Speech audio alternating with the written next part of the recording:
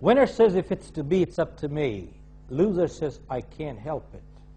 Folks, we all have heard many self-made success stories. Have you ever heard a self-made failure story? Probably not.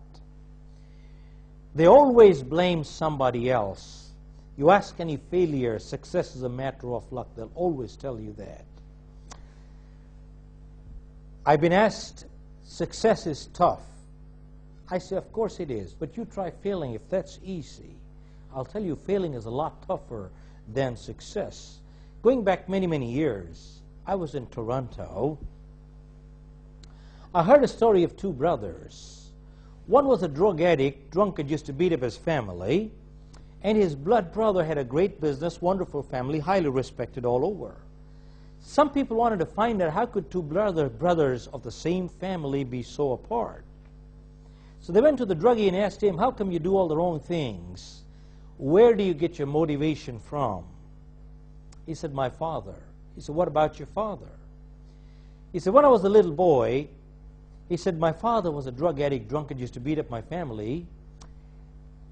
That's what I used to see. That's what I am.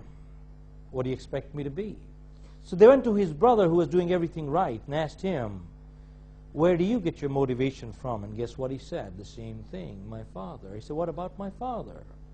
What about your father? He said, when I was a little boy and I used to see my dad do all the wrong things, I made up my mind, I'll never be like him. They are both drawing strength from the same source. One is using for the positive, and the other is using for the negative.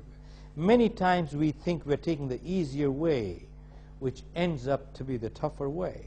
One time, there was a lark sitting in the forest singing, and a man came by with a box full of worms.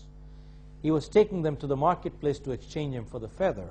The lark said, look, I have to hunt my own worms every day. I have lots of feathers. Why don't you give me the worms, and I'll pluck and give you the feather. It'll save me hunting, save you going. Seemed like a good trade.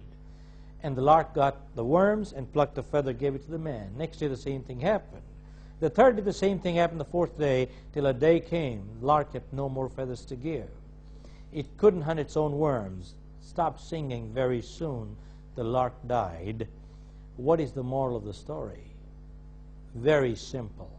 What the lark thought it was taking the easier way ended up to be the tougher way. Folks, that's the key. There are no shortcuts in life, and many times when we start taking shortcuts, we start compromising our values. Successful winners accept responsibility. Losers always blame someone else. They play the blame game. You know what the blame game is? My parents did it, teacher did it, company did it, economy did it, country did it. Somebody else did it, my star did it, horoscope did it, fate did it. I never did it. They will never accept responsibility. Folks, success is a matter of laws and it's not a matter of luck. And the first law of success says, it's called the law of cause and effect, which says in the vernacular, the law of sowing and reaping. Our mind is like a garden. If you plant good seeds, you'll have a good garden. But if you don't plant good seeds, something will grow, and they will be weeds, because nature abhors a vacuum. Either we have a positive or we have a negative. There is no neutral. When I wrote my book, You Can Win, I had two nephews. They were 12 and 14, and they were playing tennis like professionals. So one day my cousin came over and said, Chef, this game is getting very expensive. These kids are going through the racket, the ball, the coach, the loan fees. The game is getting very expensive. I said, getting expensive as compared to what? It's relative. But then I said, if it's so expensive, why don't you have them stop playing tennis? But tell me, when they come back from school at 1 or 3, they have all the time at hand and all the energy in their body. If they will not play tennis, what will they do? There was a silence for 30 seconds. He said, I think it's cheaper this way, I'll continue. Why? Folks, our mind is like a garden. If you don't plant good seeds, weeds automatically come in. Either we have a positive or we have a negative. There's no neutral here. But you go ask a farmer. Even if you do plant good seeds, weeds still come, don't they? And there are two ways of getting rid of weeds. One is the lawnmower way. You mow the lawn, you chop the head, and you think they're gone, but are they really? But the second way is you take a sharp object, get on your knees, and plug it out of the ground. It's a tougher way, but a more permanent way. That is what we are talking in terms of law of sowing and reaping. Folks, the law of sowing and reaping says, 1, you must have the desire to sow. 2, desire alone won't do it, you must sow too. 3, you sow tomatoes, you're not going to get potatoes. 4, when you sow, you don't reap the fruit the same day. There's a gestation period, but the kind of world we're living today, everybody wants to reap right the moment they sow. It doesn't work that way. There's got to be a gestation waiting period in life. And 5, it says you must sow first. You can't reap before you sow. But the kind of world we're living today, people want to reap before they sow, and it doesn't work that way at all. You can't go to the fireplace and say, give me heat, then I put wood. You got to put in wood before you get the heat. You got to sow first.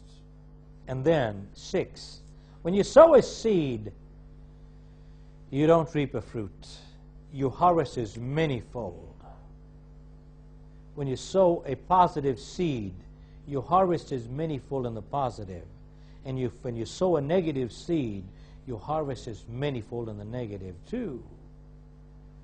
Comes down to very clear the law of sowing and reaping, which is what brings us down to the last point, which says either we are part of the solution or we are part of the problem.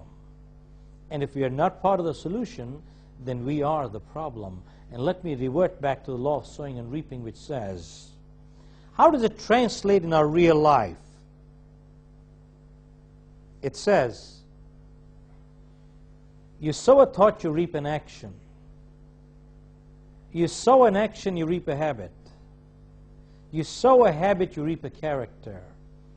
And you sow a character, you reap a destiny. Start again. You sow a thought, you reap an action. An action does not come without a thought process. The thought process may be conscious or subconscious, that's different, but positively there was a thought behind it. How many times you hear people saying, success or money has gone into their head, look at that person, they become arrogant. Reverse it.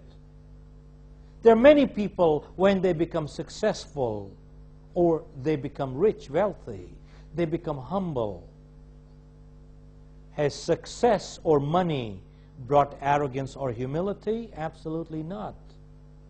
It has only brought to surface whatever was hiding before. That's all. Sow a thought, you reap an action. Sow an action, you reap a habit. Any action you do repeatedly becomes a habit. Folks, right from childhood, all our parents said the same thing. Form good habits, and habits form characters. Because 90% of our behavior is habitual. We never think, we just act. You got good habits, you're a positive character. You got bad habits, you're a negative character, because 90% of behavior is habitual. And good habits are hard to come by, but they're easy to live with. Bad habits come easy, but they're hard to live with. And before you got the habits got you. Have you heard this phrase which says, practice makes perfect? Absolutely not true. Practice only makes permanent whatever you practice. Only perfect practice makes perfect. Some people keep practicing their mistakes and they become perfect in making mistakes. Every time they do it, they mess up because that's what they have practiced. Folks, you sow a habit, you reap a character. And you sow a character, you reap a destiny. Important thing is, thoughts are causes. Can we choose our thoughts? And if we can choose our thoughts, we can control our destiny. And that is really the bottom line. We can all choose our destiny by choosing our thoughts.